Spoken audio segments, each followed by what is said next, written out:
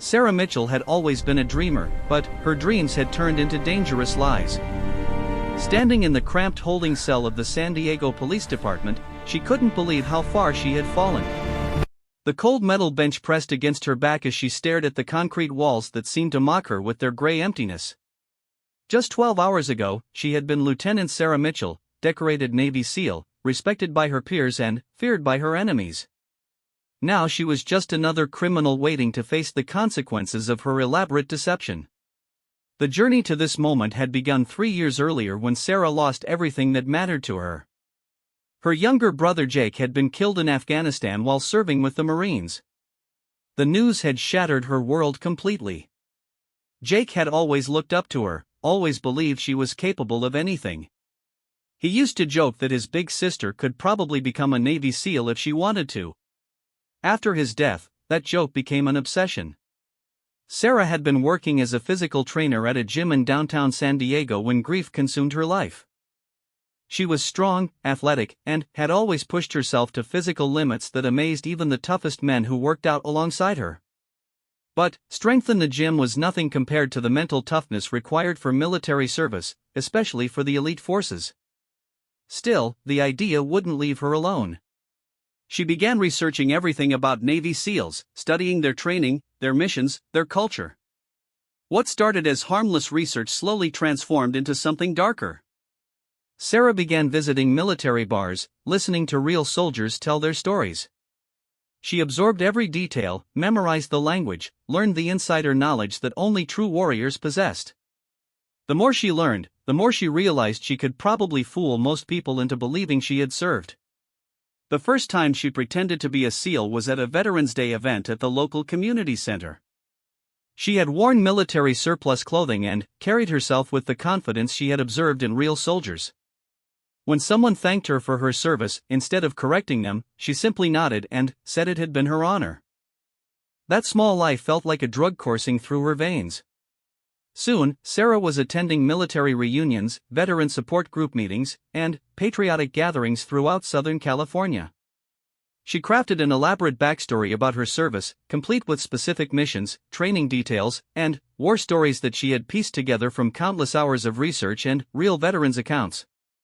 She claimed to have served in Iraq and Afghanistan, leading dangerous operations behind enemy lines. The attention and respect she received was intoxicating. For the first time since Jake's death, she felt purpose and meaning in her life.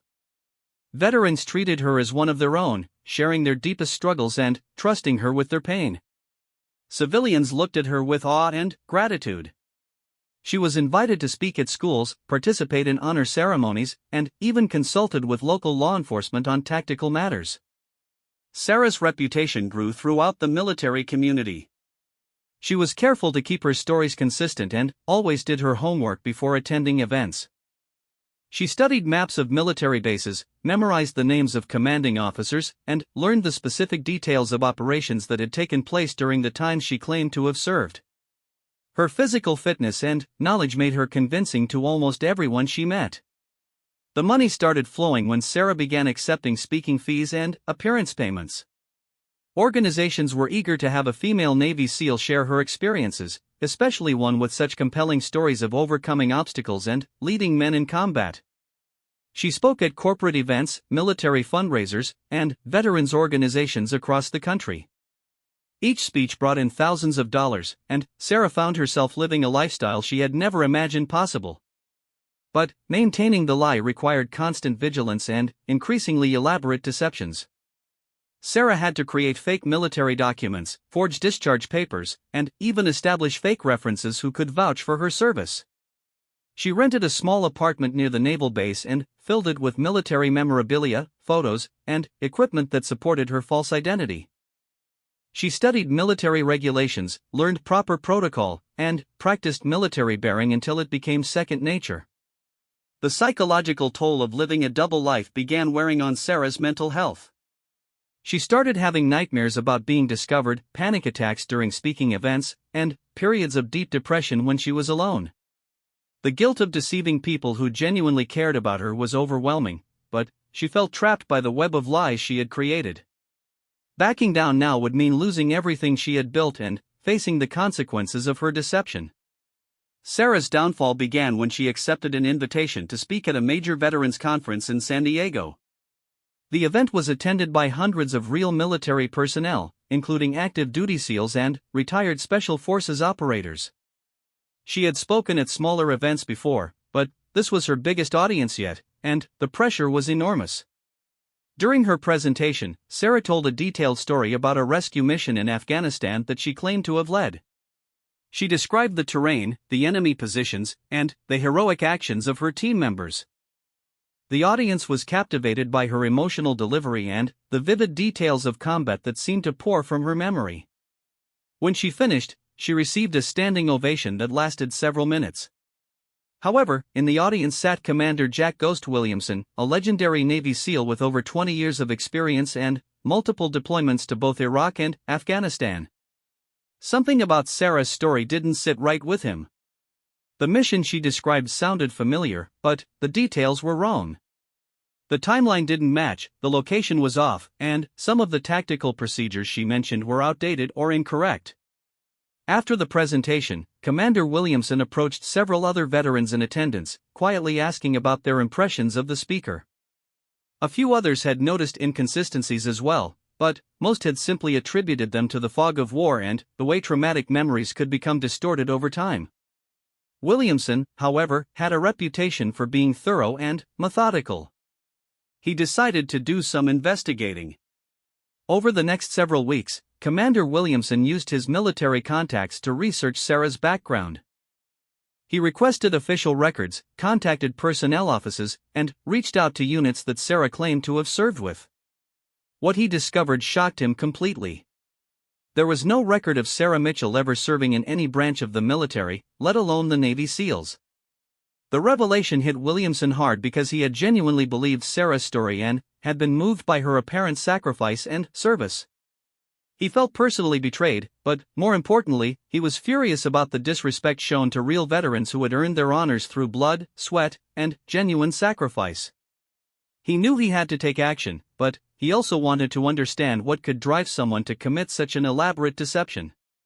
Williamson contacted the FBI's military fraud unit and provided them with his findings. The investigation that followed was swift and thorough. Federal agents interviewed dozens of people who had interacted with Sarah, reviewed financial records of the payments she had received, and examined the fake documents she had created to support her false identity. The arrest came on a Tuesday morning while Sarah was preparing for another speaking engagement. Federal agents knocked on her apartment door and presented her with a warrant charging her with multiple counts of fraud, forgery, and violations of federal laws protecting military honors and decorations. As they handcuffed her and read her rights, Sarah felt her carefully constructed world collapsing around her. The media attention was immediate and intense. Local news stations picked up the story of the fake female Navy SEAL who had fooled an entire community for years. Social media exploded with outrage from real veterans and civilians who felt betrayed by her deception. The story went national within hours, with cable news networks featuring expert panels discussing the phenomenon of stolen valor and the psychology behind such elaborate lies. In her holding cell, Sarah replayed the events that had led to this moment. She thought about Jake and wondered what he would think of what she had become. She had started this journey to honor his memory and find meaning in her grief, but she had ended up dishonoring everything he had died for. The irony was crushing and painful beyond anything she had ever experienced. The other inmates in the holding area gave her a wide berth once word spread about why she was there. Even among criminals, there was a code of respect for military service, and someone who had faked such service was considered lower than the lowest thief or drug dealer. Sarah found herself completely isolated, facing not just legal consequences but social exile from the only community where she had ever felt like she belonged. As night fell on her first day in custody, Sarah lay on the thin mattress and stared at the ceiling. She knew that tomorrow would bring lawyers, court appearances, and the beginning of a legal process that would likely send her to federal prison. But tonight, alone with her thoughts, she finally had to confront the truth about what she had done and who she had become. The fake identity that had given her purpose and respect was gone forever. The money she had earned through deception would have to be returned. The relationships she had built were based on lies and would never recover. Most painfully, the memory of her brother Jake had been tainted by her actions. She had turned his sacrifice into a tool for her own selfish gain. But, even as Sarah faced the darkest moment of her life, she didn't know that her story was far from over. In a federal office across town, Commander Jack Williamson was reviewing her file and preparing for something that no one could have anticipated. The man known as Ghost in special operations circles had his own reasons for being interested in Sarah Mitchell, reasons that went beyond simple justice for stolen valor. Tomorrow would bring new revelations, unexpected proposals, and a chance for redemption that Sarah could never have imagined. But, tonight, she was just a broken woman in a cell, paying the price for trying to become someone she was not, while the real heroes of war continued their service with honor and integrity that could never be faked or bought. The fluorescent lights in the federal courthouse basement hummed with an annoying frequency that made Sarah's headache worse as she sat chained to a metal chair in the interrogation room. She had been in federal custody for 3 days now, and each day had brought new charges, new evidence of her deception, and new layers of shame that seemed to pile on her shoulders like concrete blocks. Her court-appointed attorney, a tired-looking man named David Chen who seemed overwhelmed by the scope of her case, had spent the morning explaining the severity of the charges against her. Federal prosecutors were treating this as a major fraud case, pointing to the hundreds of thousands of dollars she had received in speaking fees, appearance money, and donations from well-meaning supporters who believed they were helping a genuine war hero. "Sarah, I need you to understand the reality here," Chen had said, shuffling through papers that contained the evidence against her. "They have documentation of 47 separate incidents where you represented yourself as a Navy SEAL. Bank records showing payments totaling over $400,000. Testimony from dozens of witnesses who believed your stories. And, most damaging of all, recorded videos of you speaking at events where you made specific claims about classified military operations." The weight of those numbers hit Sarah like physical blows. She had known her deception was extensive, but hearing it laid out in legal terms made it seem even worse than she had imagined. $400,000. 47 incidents. Dozens of witnesses. Each number represented real people she had lied to, real veterans she had disrespected, and real damage to the trust that held military communities together. But what Chen told her next was even more shocking. "There's something else, Sarah. Something unusual. The prosecutor received a call yesterday from someone in the military who wants to meet with you. A Commander Williamson. He's the one who initially reported you to the authorities." Sarah's blood ran cold at the mention of that name. Commander Williamson was the man who had destroyed her life, the one who had seen through her carefully constructed lies and brought her entire world crashing down. Why would he want to meet with her now? Was he planning to gloat over her downfall? Did he want to see her humiliation up close? "I don't want to see him," Sarah said quickly, her voice barely above a whisper. "I can't face the man who caught me." Chen leaned forward in his chair, his expression serious. "Sarah, I don't think you understand. This isn't a victim wanting to confront you." The request came through official military channels, and the prosecutor seemed very interested in whatever Williamson has to say. "This could be important for your case, either very good or very bad." 2 hours later, Sarah found herself back in the interrogation room, but this time she wasn't alone with her lawyer. Sitting across from her was a man who looked nothing like what she had expected. Commander Jack Williamson was probably in his late 40s, with graying hair and intense blue eyes that seemed to see everything. He wasn't particularly tall or intimidating physically, but there was something about his presence that filled the room with quiet authority. "Miss Mitchell," he said, his voice calm and measured. "Thank you for agreeing to see me." Sarah couldn't find her voice at first. This was the man who had unraveled her entire life with his investigation. She had imagined him as some kind of monster, but sitting across from her was just a tired-looking military officer who seemed more sad than angry. "I know what you're thinking," Williamson continued. "You're wondering why I'm here, why I wanted to meet the person who had been lying about serving alongside people like me. The truth is, I've spent the last 3 days reading everything about you, trying to understand how someone could create such an elaborate deception." He opened a thick folder and spread several documents across the table. Sarah could see copies of her fake military records, transcripts of her speeches, and photographs from events where she had appeared in uniform. "Your research was impressive," Williamson said, almost admiringly. "You knew details about military operations that most civilians would never have access to. You understood tactical procedures, military culture, and the psychology of combat veterans. In many ways, you knew more about being a SEAL than some people who actually went through the training." Sarah finally found her voice. "Are you here to mock me? To tell me how pathetic I am?" Williamson's expression softened slightly. "No, Miss Mitchell. I'm here because I think you might be exactly what we need for something very important." The words hung in the air like a puzzle that Sarah couldn't begin to solve. What could a disgraced fraud possibly offer to the United States military? What could someone who had built her entire identity on lies contribute to an organization built on honor and truth? "I don't understand," Sarah said. Williamson leaned back in his chair and studied her face carefully. "Tell me about your brother Jake." The question hit Sarah like a physical blow. She hadn't expected anyone to know about Jake, and hearing his name spoken by the man who had destroyed her life brought tears to her eyes immediately. "How do you know about Jake?" she whispered. "Because I knew Jake," Williamson said quietly. "Lance Corporal Jake Mitchell, 3rd Battalion, 1st Marines. He was killed by an IED outside Sanjin in Afghanistan on March 15, 3 years ago. I was there."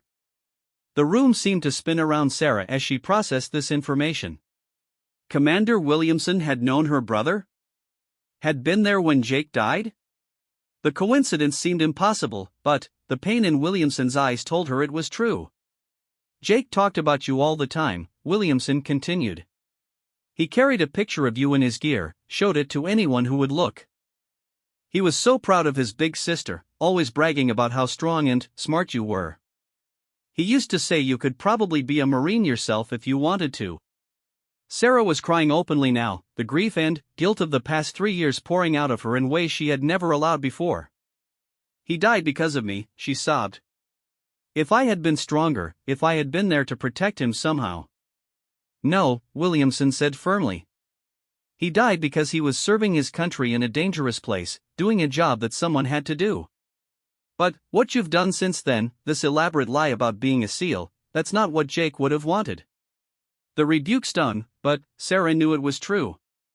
Jake had always valued honesty above everything else. He would have been disgusted by what she had become. Williamson pulled out another document, this one marked with official seals and classifications that Sarah didn't recognize. "I'm going to tell you something that's not in any of your research, Miss Mitchell. Something that very few people know about." He leaned forward, his voice dropping to barely above a whisper. "There's a problem in the special operations community that we don't like to talk about.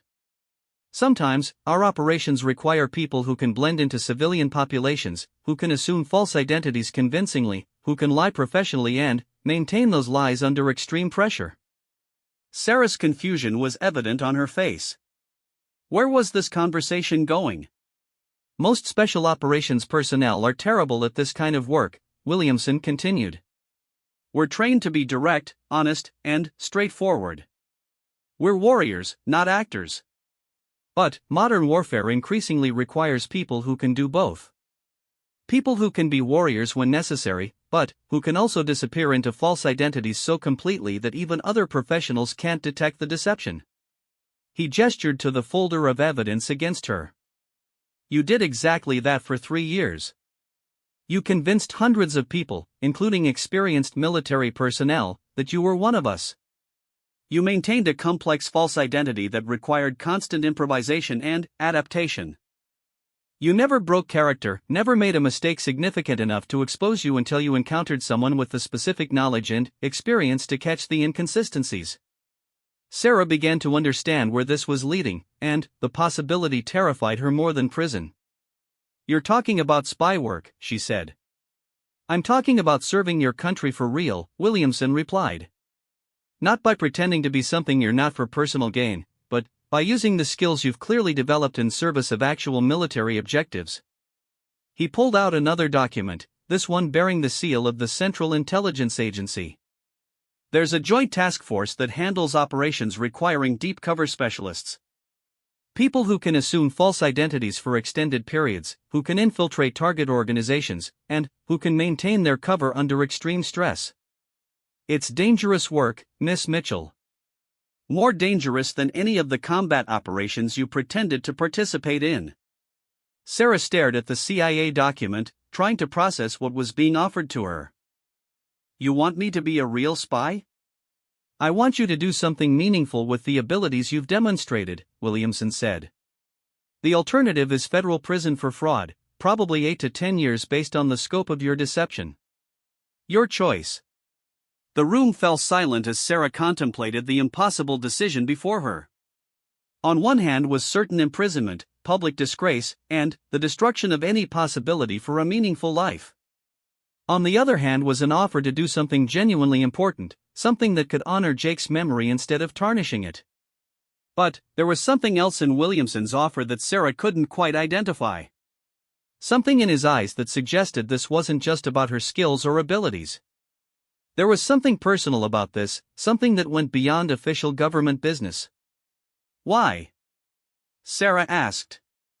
Why are you offering me this instead of just letting me go to prison? Williamson was quiet for a long moment, and, when he finally spoke, his voice carried a weight of pain that Sarah recognized from her own grief. Because when Jake died, I made him a promise, he said. I told him that if anything happened to him, I would look out for his sister. I've been watching you for 3 years, Sarah. I knew about your deception almost from the beginning, but I wanted to understand why you were doing it before I acted.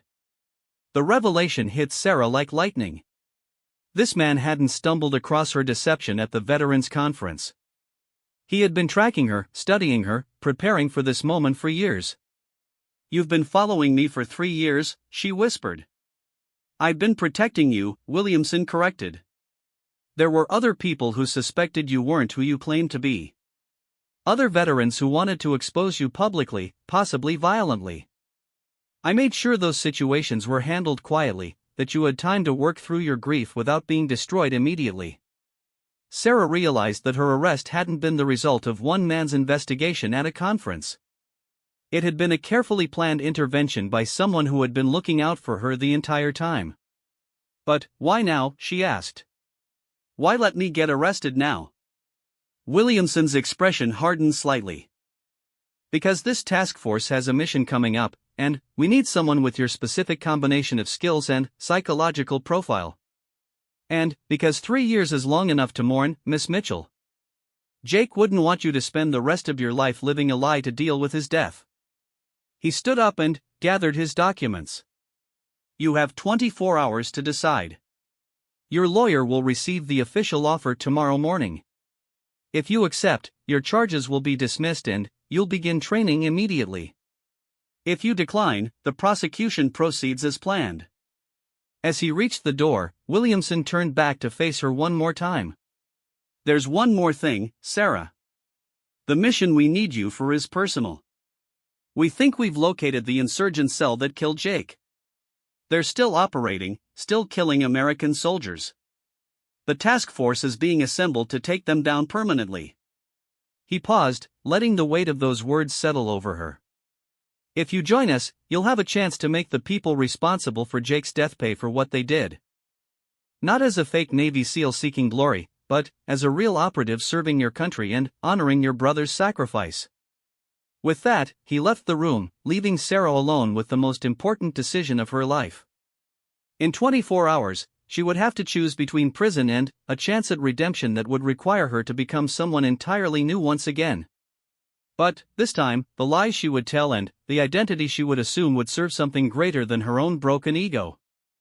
This time, she could become the hero Jake had always believed she could be. The training facility looked nothing like what Sarah had expected when she made her decision to accept Commander Williamson's offer. Hidden in the Virginia countryside, the compound resembled a small college campus more than a military base. Low buildings were scattered among trees, with walking paths connecting different training areas. There were no visible weapons, no uniformed guards, and no signs indicating what type of work was conducted there.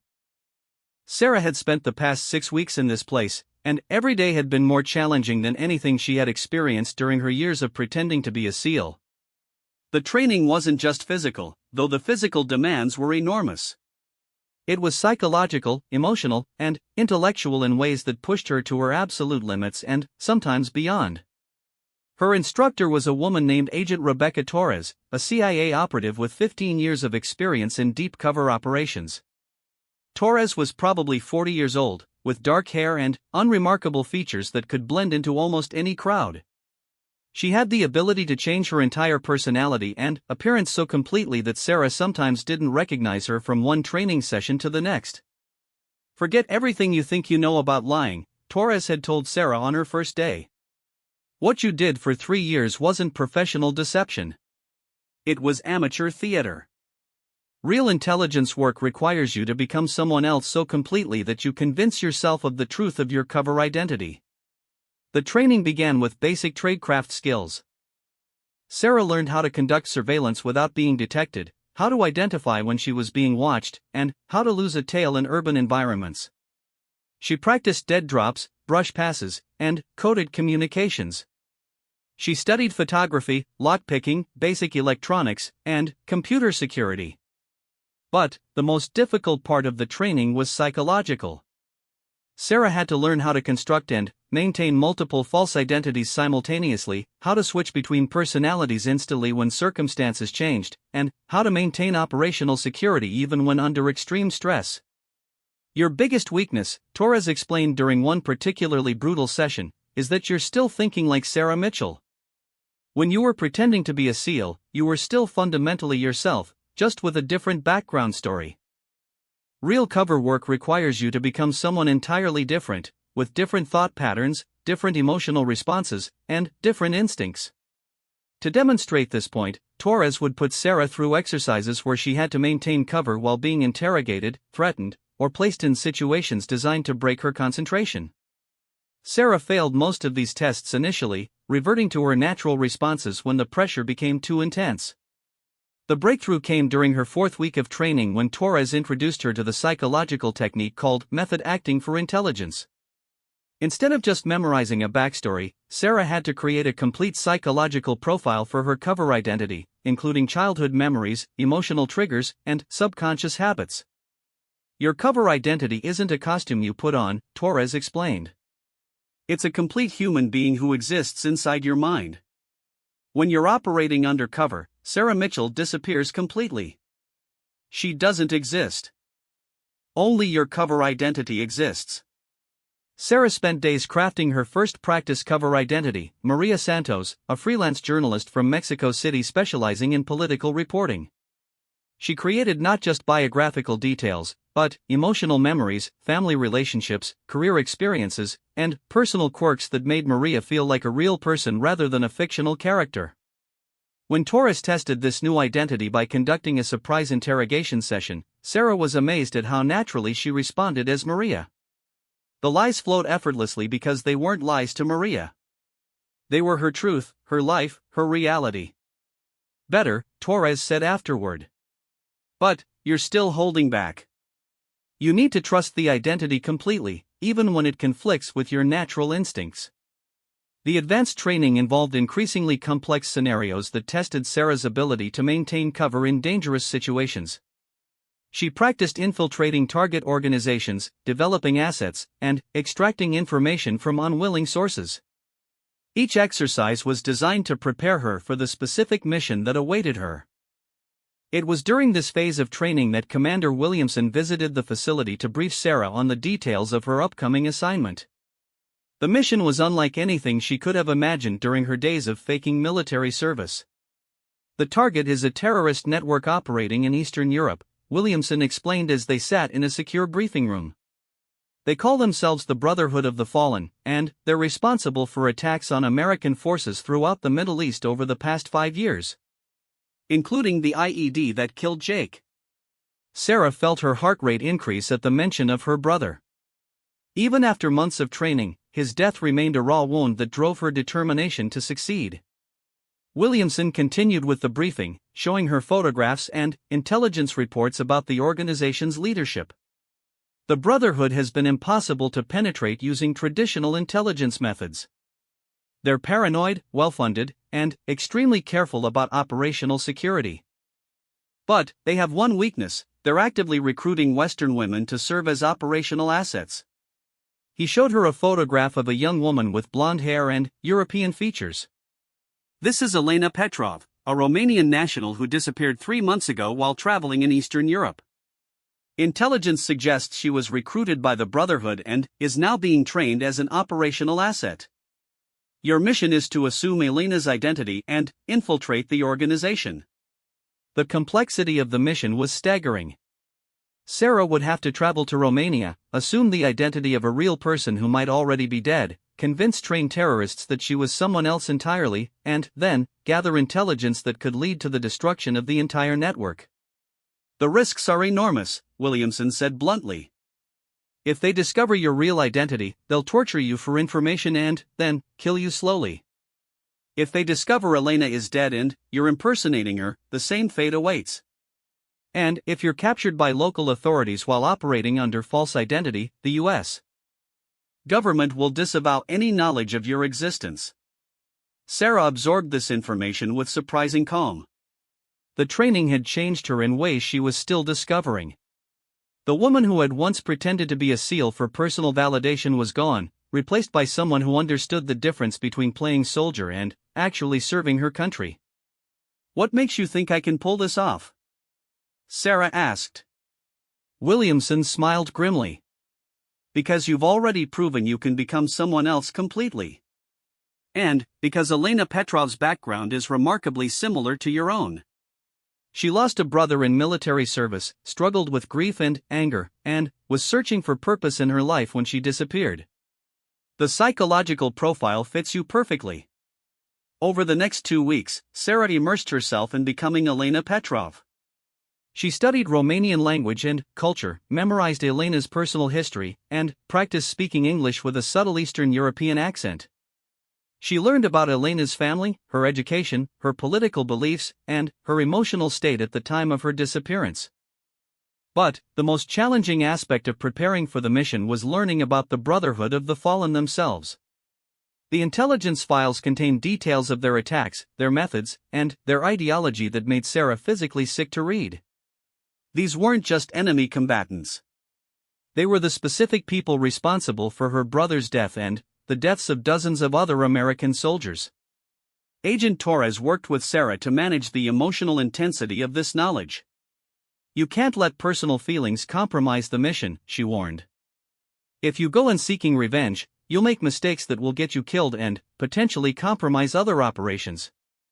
But Sarah found that her desire for revenge was actually motivating her to be more careful, more thorough, and more determined to succeed. The training had taught her to channel strong emotions into operational effectiveness rather than letting them control her behavior. The final phase of preparation involved creating the operational plan for infiltrating the Brotherhood. Intelligence suggested they were recruiting Western women through a network of contacts in major European cities. Sarah would travel to Bucharest using Elena's identity documents, make contact with known Brotherhood recruiters, and allow herself to be recruited into their training program. Once you're inside their organization, your mission is to gather intelligence on their leadership, their operational plans, and their financial networks, Williamson explained during the final briefing. "We particularly need to know the location of their main training facility and the identity of their senior commanders." Sarah understood that this information would be used to plan a military operation that would destroy the Brotherhood permanently. Every piece of intelligence she gathered could save American lives and prevent future terrorist attacks. The night before her deployment, Sarah sat alone in her quarters at the training facility, reflecting on the journey that had brought her to this point. 6 months ago, she had been a fraud living a lie for personal gratification. Now she was about to become a professional intelligence operative serving her country in one of the most dangerous missions imaginable. She thought about Jake and wondered what he would think of what she was about to do. Would he be proud that she was finally serving something greater than herself? Would he be worried about the risks she was taking? Would he understand that this mission was her way of honoring his sacrifice and seeking justice for his death? Commander Williamson knocked on her door at midnight to conduct the final mission briefing. When Sarah opened the door, she was no longer Sarah Mitchell. She had already begun the transformation into Elena Petrov, and her entire demeanor reflected the new identity. "Are you ready for this, Elena?" Williamson asked, using her cover name deliberately. "I've been ready for this my entire life," Sarah replied in Elena's voice, with Elena's accent, speaking Elena's truth. "I want to make them pay for what they've done." Williamson studied her face carefully, looking for any signs of the scared fraud who had sat in a federal holding cell 6 months earlier. What he saw instead was a trained intelligence operative who had found her true calling and service to her country. "Remember," he said, "you're not Sarah Mitchell seeking revenge. You're Elena Petrov seeking purpose. The Brotherhood killed your brother too, and you want to join them because you believe violence is the only way to honor his memory. That's your truth now. That's who you are." Sarah nodded, understanding that once she left this facility, Sarah Mitchell would cease to exist until the mission was complete. Elena Petrov would be her only reality, her only truth, and possibly her only chance of survival in the dangerous world she was about to enter. Tomorrow, she would begin the most important performance of her life. But, this time, the audience wouldn't be fooled veterans at patriotic gatherings. This time, the audience would be trained killers who would torture and murder her if they discovered even the smallest flaw in her deception. This time, everything was real. The rain was falling steadily on the streets of Bucharest when Elena Petrov stepped off the train at Gara de Nord station. She carried a single worn backpack and moved with the tired, defeated posture of someone who had lost everything that mattered. To any observer, she looked exactly like what she was supposed to be, a grieving Romanian woman searching for meaning in a world that had taken away her reason for living. But, beneath the carefully crafted exterior, Sarah Mitchell's mind was operating at peak efficiency, cataloging details, identifying potential threats, and maintaining the psychological framework that kept Elena Petrov alive and convincing. The transformation was so complete that even she sometimes forgot where Elena ended and Sarah began. The first week in Bucharest was spent establishing Elena's presence in the city. She rented a small apartment in a rundown neighborhood where desperate people asked few questions about their neighbors. She found work at a local restaurant washing dishes, a job that kept her invisible while allowing her to observe the flow of people and information through the city. During this time, Elena carefully built the legend that would attract the Brotherhood's attention.